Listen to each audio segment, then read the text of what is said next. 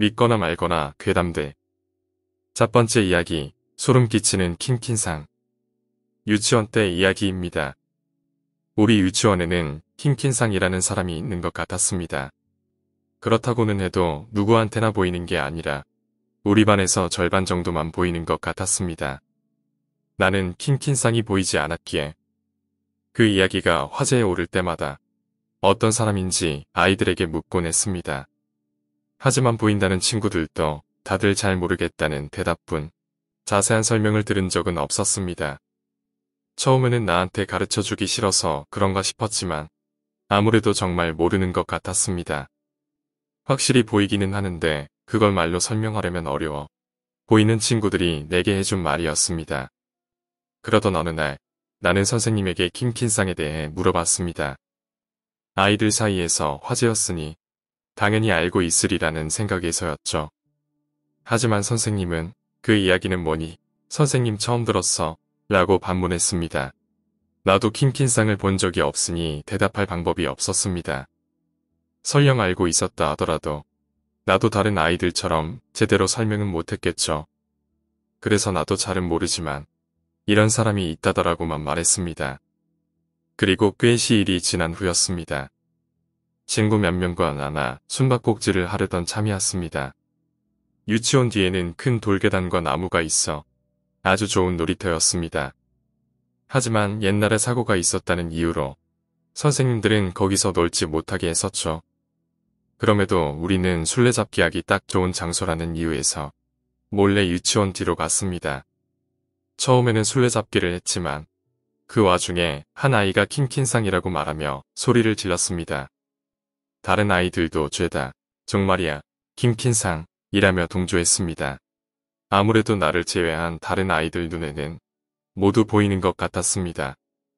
킴킨상은 못 본다고 바보 취급할 아이들은 아니었지만 혼자 안 보이니 왠지 모르게 조금 부끄러웠습니다. 누군가가 안 보이냐고 질문하자 나는 평소처럼 응, 아재 이라고 애매하게 대답했습니다. 그러자 아이들이 전부 진지한 얼굴로 나를 돌아봤습니다.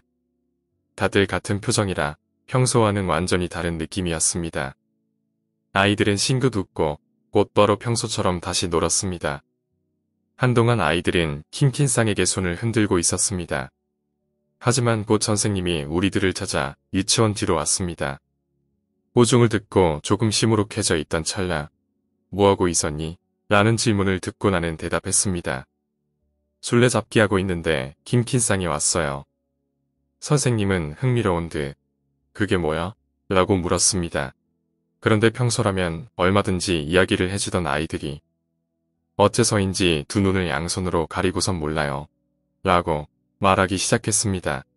나는 처음 보는 광경에 멍하니 서 있었는데 옆에 있던 아이가 손가락을 살짝 벌려 나를 진지한 시선으로 바라보는 게 느껴졌습니다. 한 사람도 아니고 죄다 그러고 있으니 나도 덩달아 초조해졌더라 하게 되었습니다. 선생님은 더욱 신경이 쓰인 듯 가르쳐줘 라면서 자세히 캐물었습니다. 그러자 갑자기 여자아이 한 명이 선생님의 눈을 엄지로 찌르려 했습니다. 선생님은 놀라 엉덩방아를 찧으며 피했지만 이번에는 그 여자아이가 스스로 엄지에 손가락을 눈에 꽂기 시작했습니다. 선생님도 나도 놀라서 그만하라고 소리쳤지만 멈추질 않았습니다.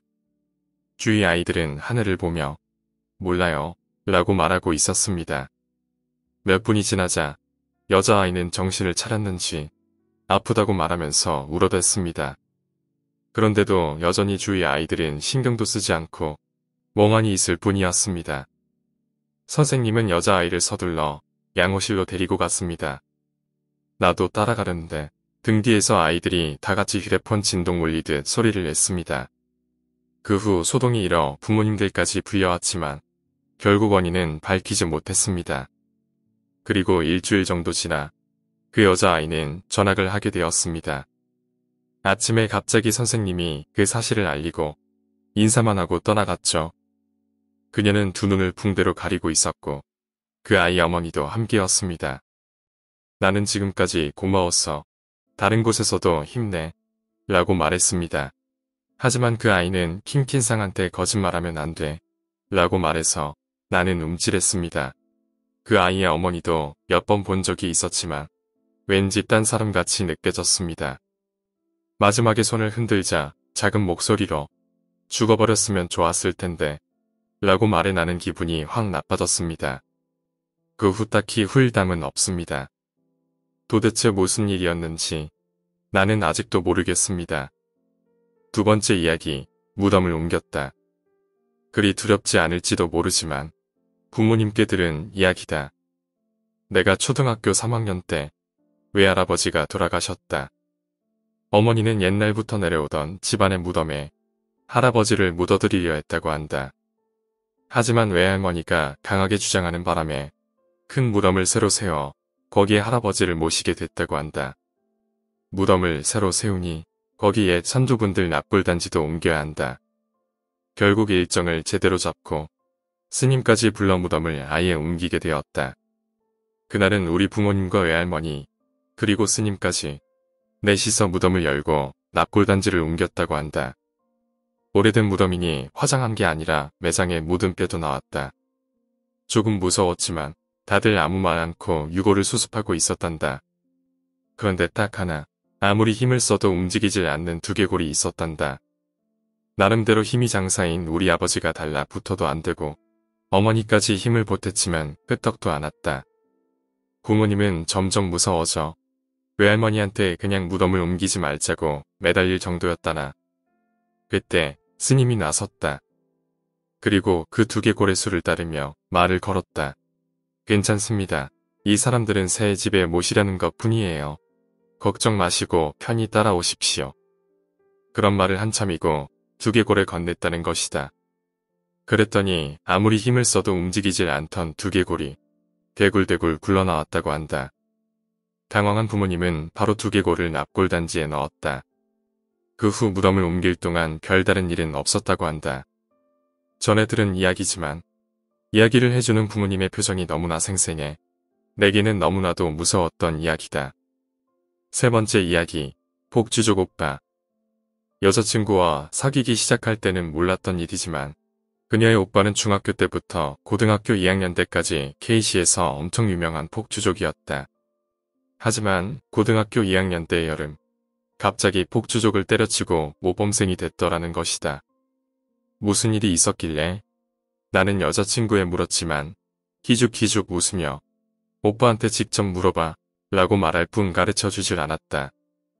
어느 날 여자친구네 집에 놀러 갔더니 형님이 계셔서 큰맘 먹고 과감히 물어봤다. 왜 폭주족을 때려쳤냐고? 너한테는 말해도 될라나? 형님은 웃으면서 이야기를 시작했다. 고등학교 2학년이 되고 나서는 매일같이 밤마다 달려댔다고 진심으로 야쿠자가 될 생각이었거든.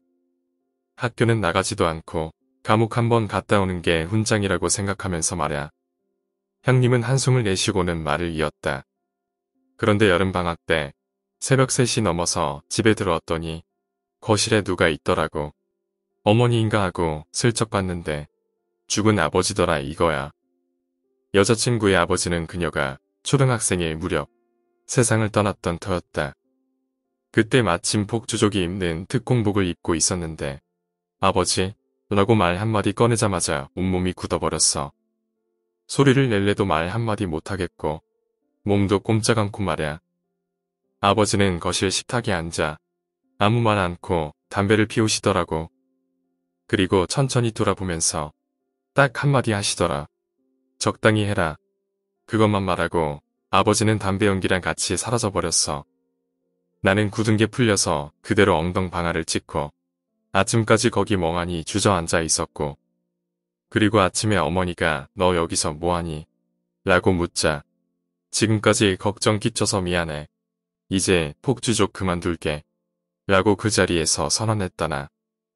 다음날 같이 놀던 놈들한테 아버지의 영혼이 나와서 설교를 들었어. 나 이제 그만둘래. 라고 말하니까 엄청 비웃더라고.